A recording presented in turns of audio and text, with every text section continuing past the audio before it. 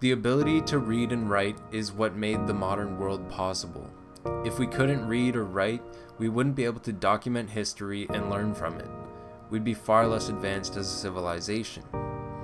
Luckily, the majority of people on Earth are now able to read and write.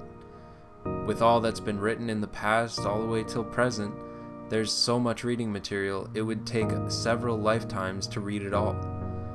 This provides new readers a great opportunity. We have the ability to try a variety of books of any kind we please. Say you like fiction books. There's a variety of subgenres to look into. And if you like philosophy, there's a world of ideologies just waiting for you to read about them.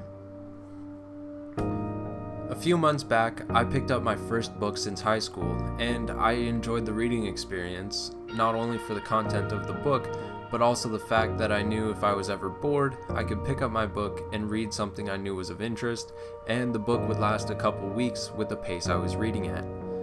Once I finished that first book, I knew I wanted more. So I asked my mom if she had any old books that I might like, and that added a couple more to my collection. Just a few months later, and my bookshelf is holding roughly 20 books. Some are philosophy books like Beyond Good and Evil by Friedrich Nietzsche, and some are on the topic of economy like The Changing World Order by Ray Dalio. While I've only read maybe 5 of my 20 books, I can say that I really enjoy reading even if I'm not the best at it yet. Also, seeing the bookshelf full of books gives me the same feeling I had when I got my first cell phone. I'm genuinely excited to read some of the books I have, for example, The Audacity of Hope by Barack Obama and Meditations by Marcus Aurelius. I think that someday I might venture into the world of novels, but for now I do enjoy the philosophy and non-fiction style books. But I hear that's somewhat common for young men.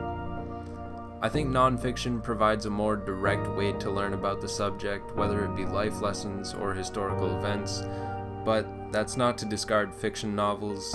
Every book has its place, and everyone has their own preferences.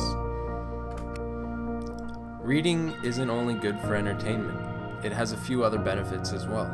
For example, regular reading has been proven to slow the effects of dementia in our older age.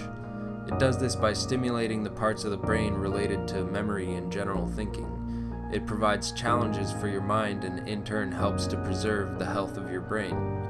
Reading can also help with things like vocabulary and emotional intelligence. There's a lot reading can do for us both short-term and long-term, but what we're seeing now is a lot more people are starting to read in their free time. Some might even say it's becoming popular. In the UK, numbers have shown that the sale of physical books has reached a record high, and we've also seen a boom in audiobooks and ebooks over the past decade with things like Amazon Kindle and services like Audible and Blinkist. Books are very accessible these days, and it's even become a bit of a trend on social media to show off bookshelves and give books reviews. Some people even argue that a person who reads is more attractive or desirable, which I feel like it might motivate some people to get into reading. If you ask me, I'd say literature is thriving, and that's probably a good thing. Thank you so much for watching. I hope you enjoyed. Goodbye.